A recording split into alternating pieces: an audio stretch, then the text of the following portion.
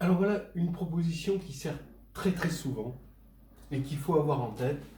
Et la proposition, elle dit que, bon, on part de A, hein, dans Mn de K, K c'est toujours R ou C, et on veut étudier la suite géométrique A puissance M, les puissances itérées de la matrice, et on veut regarder si ça converge ou pas.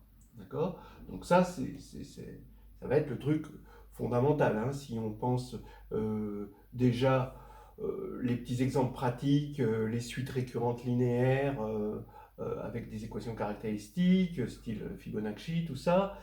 Si on pense justement la suite de polygones, des suites de polygones, des suites d'objets, ou surtout si on pense euh, formule de Taylor, des fonctions analytiques, quand on veut obtenir des fonctions analytiques sur Mn de K, eh ben, forcément on va devoir affronter ces suites A puissance M. Donc, A puissance M converge. À quelles conditions ça converge? Ben, si et seulement si, pour tout lambda dans le spectre de A, alors le spectre de A, je le regarde sur C, hein, même si A est une matrice réelle, je regarde son spectre complexe. Donc, tout lambda, vérifie module de lambda est strictement inférieur à 1, ou lambda égale 1, mais si lambda est égal à 1, alors la multiplicité de 1 dans le polynôme minimal de A est 1. D'accord? C'est-à-dire que c'est une racine simple. D'accord? Du polynôme minimal, pas forcément du polynôme caractéristique, hein, mais du polynôme minimal. Voilà. Deuxième chose, une petite remarque, si AM converge, alors A puissance M tend vers le projecteur spectral. D'accord? Normalement, le projecteur spectral, ça va être le projecteur pi lambda, ça va être le projecteur sur k lambda, donc le sous-espace caractéristique, parallèlement à la somme directe des autres sous-espaces caractéristiques.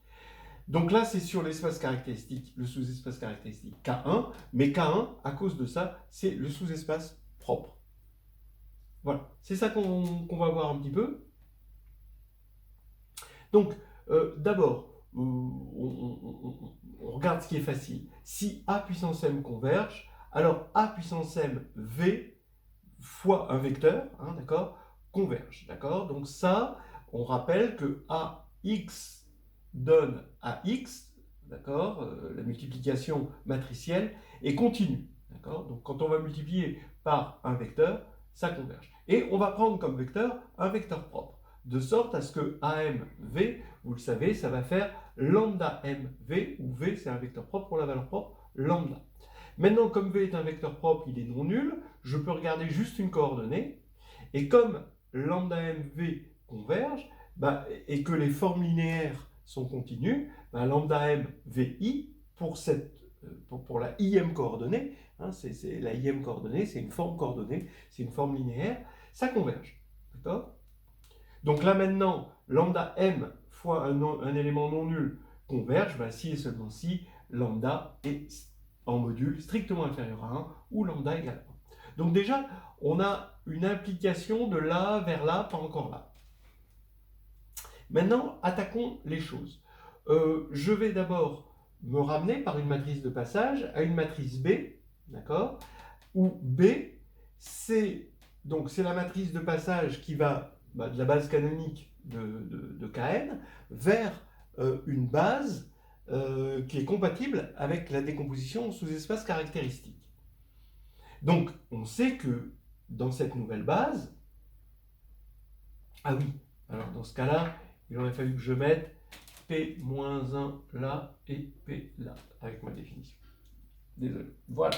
Donc, on sait que dans cette nouvelle base, B va s'écrire par blocs diagonaux.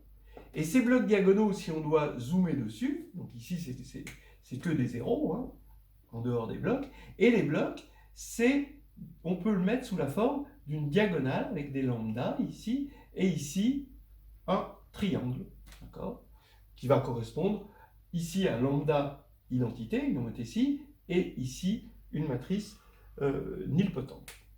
Voilà. Et en fait, regardez la convergence de AM, ça revient à regarder la convergence de BM, puisque l'application qui a A donne P-1 à P, c'est un homéomorphisme, hein, puisque c'est continu, on l'a dit, hein, la conjugaison est continue.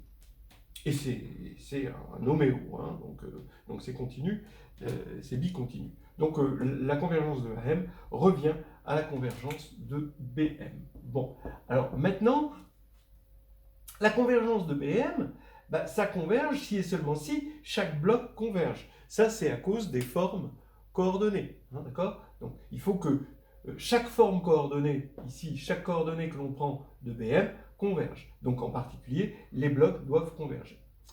Bon, alors maintenant on s'est ramené à la convergence de blocs, c'est-à-dire la convergence de choses de la forme, étant donné que B puissance M, quand on va mettre B ici à la puissance M, ça revient à mettre les blocs à la puissance M, ça revient finalement à regarder si lambda identité plus n, donc je garde donc, bon, la dimension n ici, hein, d'accord, juste par sentimentalisme, et ici je vais prendre lambda in plus n le tout puissance m.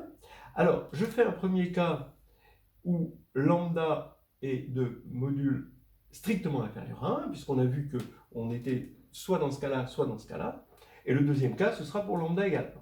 Donc ici, je regarde ça, et ben comme les deux matrices commutent évidemment, je peux développer et utiliser le binôme de Newton. J'ai lambda m in plus lambda m-1 mn plus etc.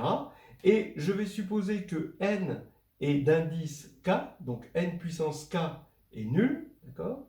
Donc ici, j'ai n puissance, ici, k-1, j'ai un coefficient binomial m k-1 ici, et lambda m moins k plus 1, d'accord? Et ça s'arrête là.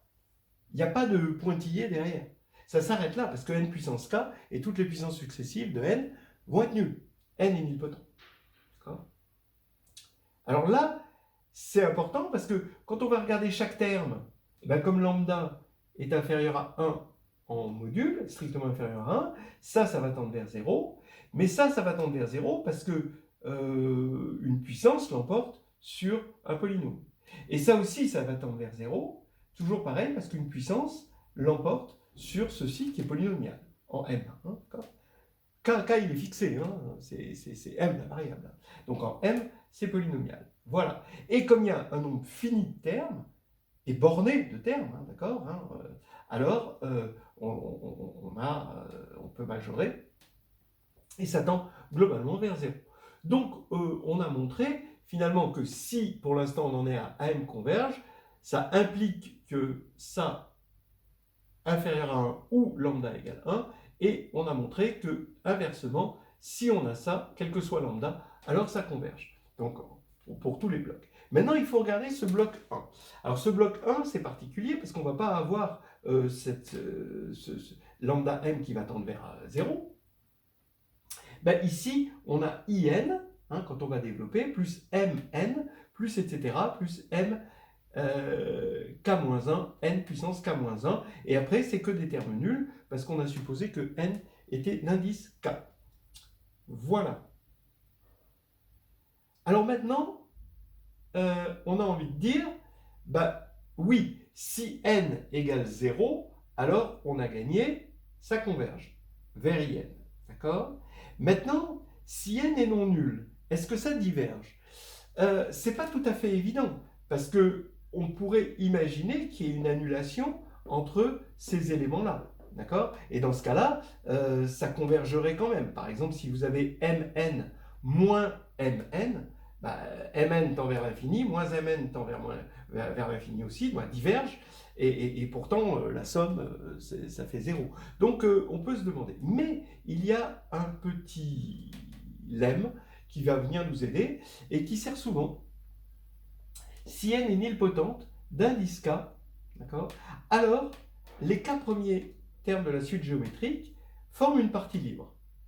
Donc tout ça, c'est libre. D'accord? Alors, comment on montre ça? C'est très facile. Hein. Vous imaginez que vous avez une relation de dépendance, et maintenant, dans cette relation de dépendance, vous allez multiplier toute cette relation par n puissance k-1. Donc tout va s'annuler, sauf le premier terme, alpha 0, voilà, identité, et puisque nk-1 est non nul hein, par essence, par hypothèse, et ça fait alpha 0 égale 0. Une fois que vous avez alpha 0 égale 0, bah après, bah vous multipliez par nk-2, etc., et vous avez alpha 1 égale 0, etc., etc. Et donc, vous avez que votre combinaison, c'est la combinaison triviale, et donc c'est libre. Comme c'est libre, bah ici, forcément, vous n'aurez pas cette annulation. Donc vous pouvez prolonger ça, si vous voulez, en une base de l'espace des matrices, d'accord? Et là, vous avez des coordonnées. Et donc, là, c'est vraiment des coordonnées. Et comme ce sont des coordonnées, si ça convergeait, alors les coordonnées convergeraient, parce que les formes linéaires sont continues, il faut toujours le rappeler, et donc ça fait que c'est pas possible. Donc ça veut dire que k-1, en fait, c'est 0. C'est-à-dire que n égale 0. Si n égale 0, ça veut dire quoi? Ça veut dire que la matrice ici, en 1 pour lambda égale 1, c'est juste la matrice ici, identité. Cela veut dire que x, le polynôme x moins 1, suffit à annuler le bloc correspondant à la valeur propre 1. Donc le polynôme minimal est ici de degré 1. En général, si on appelle n lambda ce nilpotent, l'indice de nilpotence ici, c'est exactement la multiplicité de lambda dans le polynôme minimal. Ça se démontre facilement. Voilà, donc on a bien ça. La réciproque est claire, hein, si na1 égale 1, donc ici, ben, on a l'identité, hein, le bloc identité, on en prend la puissance, il est constant, donc ça va. Donc voilà, on a montré déjà cette partie-là. Et maintenant, si AM converge, alors AM tend vers le projecteur spectral, ben oui, si vous regardez bien, donc cette partie-là, AM c'est égal à PBM P-1, donc c'est P, et puis ici, vous allez avoir votre bloc 1 ici, et P-1 là, bien sûr, et là, que des blocs, d'accord? Quand on va prendre la limite, là, ici, on va prendre la limite, là, on prend la limite, ici, on fait commuter la limite parce que la conjugaison est continue, et là, tous les autres blocs vont être nuls, d'accord? Et donc, ce que vous avez ici, vous reconnaissez, c'est un projecteur, et c'est le projecteur sur le sous-espace caractéristique. Mais il se trouve que le sous-espace caractéristique, comme il n'y a aucune partie nilpotente ici, eh ben c'est exactement le sous-espace propre. Voilà. D'accord? Donc, on a vu, là, on a vu complètement la suite géométrique. On peut faire quelques petites remarques. D'abord, ben, ça prolonge quelque chose qu'on savait dans R. Quand on a une suite géométrique lambda puissance m, dans R, ben, si elle converge, c'est forcément vers 0 ou vers 1. Donc c'était déjà un projecteur. Faut toujours penser à ces choses-là, hein, la dimension 1. Bon, ensuite, on peut remarquer que c'est normal que A puissance m tende vers un projecteur. Bon, celui-ci, oui, peut-être, mais un projecteur, c'est clair. Parce que si A puissance m converge vers une matrice, on va l'appeler C, alors A puissance 2m converge vers C aussi, puisque c'est la même limite, mais ça converge vers C2, puisque c'est A puissance m au carré. Donc C2 égale C. Et donc la limite d'une suite géométrique est toujours un projecteur, parce que ça vérifie C2 égale C. Voilà.